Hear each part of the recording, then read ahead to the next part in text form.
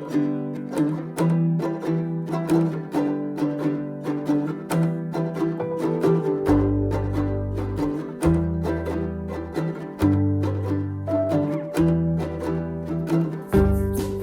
everybody, thanks for joining in today. We're going to be doing a super big color correction on this client. We're taking her from the color she is right now to super blonde. We're going to be doing this in one session, and we're going to be lightening over her old bleach. So we're going to be using Blonde Me and 20 volume because her hair is very resilient and her hair is super healthy, but it still needs to be lifted. Everything that's going to be dropped between foils is going to be low lighted because she does want her current color that is right there to not be there anymore. So anything that looks kind of orangey or brassy, I always like to tone it down if I'm going to leave it out of the foil, because otherwise she's still going to have those pieces in there and they're going to be really hard to pick out later. So let's just tone them down. My pattern here is slice, weave, and anything that gets left out of the weaves gets dropped down and colored down. And I try to make all of my areas very skinny and easy to saturate with color or with the bleach so that we get ultimate lift. And even though it takes longer to put the foils in this way, they actually lift faster rather than to put in really thick foils. So this is just how I like to do it. There's a lot of ways you can do this, but this actually worked out really well for the client, and you'll get to see that at the end.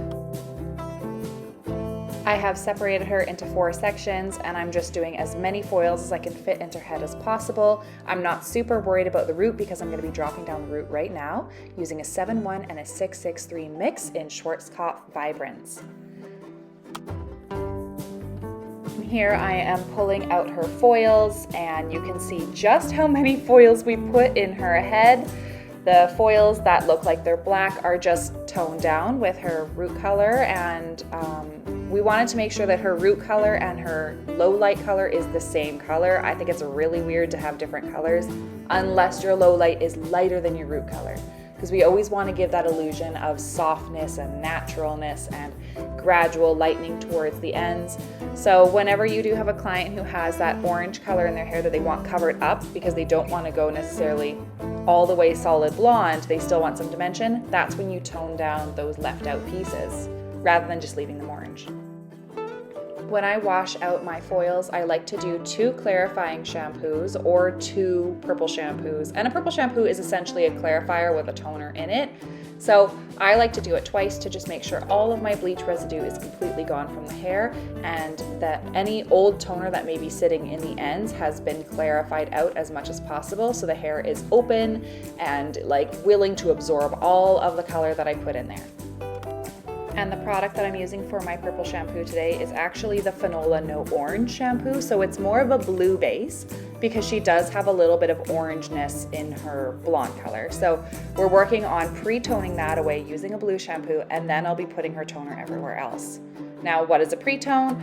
What it does is it just kind of corrects those super strong tones before you put in your toner. So it is what it's called. It's a pre-toning to the hair. It's a softer, gentler version of toning before you do start your regular toner. So your regular toner doesn't have to do all of the grunt work of taking care of all of the orange tones and yellow tones and then putting in color. What it does is it just has to put in the color because the orange and yellow tones have already been taken care of by your purple shampoo.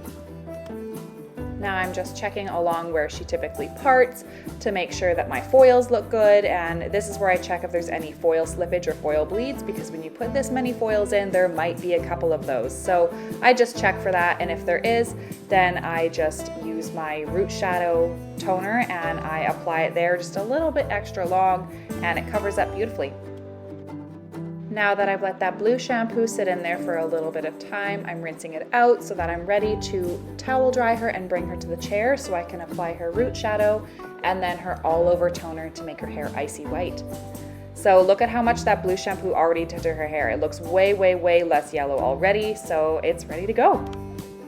My formula for her roots is 6-6-3 and 7-1 with a 6 volume by Schwarzkopf in their Vibrance toner line. And what I like to do with these is I do like to have most of my root drops be almost all an ash tone, because most people do like ash tones in their roots. They don't like anything warm because it tends to draw the eye. And what we want to do is draw the eye more to the highlights around the face or to the ends. We don't want to draw the eye to the root. So that's why root shadow is so popular right now, because we're not trying to look at our root. We're trying to just give a soft dimensional blend. And I find cool tones do that a little bit better than like orange tones. And most people don't want orange roots. They'd rather have a natural cool tone. And here I am just sectioning her into quadrants, and I'm being really careful about my application of her root shadow. I'm putting it about 1/4 inch closer to the root than I imagine it's going to be, because when I put on my blonde toner, I'm going to smudge the area between the two a little bit, which causes my root shadow to come down just a little further. So whenever you put on a root shadow, don't put it on as low as you think you want it to be, because it's going to migrate a little lower when you do your blend anyways. Now her root shadow is on, and I'm just applying the rest of her color and letting it sit until she's ready to be washed out, blow dried, cut, and styled. And here she is, the final result. She's super, super blonde, and even though this is nighttime lighting, which means that it kind of dulls the look of what I've actually done, is her hair is a white blonde. It just doesn't quite look like it because of the nighttime lighting. Of course, this is what happens when you film in November at 9 o'clock at night. But her hair is so gorgeous. This is exactly what she wanted. She's so much blonder than she was before, but she still has a lot of that depth and dimension because of her low lights in there. And her root shadow is really, really soft. That doesn't look like a level 6, 7 to me. To me, it looks like a level 8. It's just nice and ashy and soft. So that's why I like to use that mix on blondes that are this light, because it just gives them this super, super soft shadow. Nothing crazy. Doesn't look like a brunette root at all. I hope you enjoyed today's content, you guys. Let me know if you have any questions about how I did this process.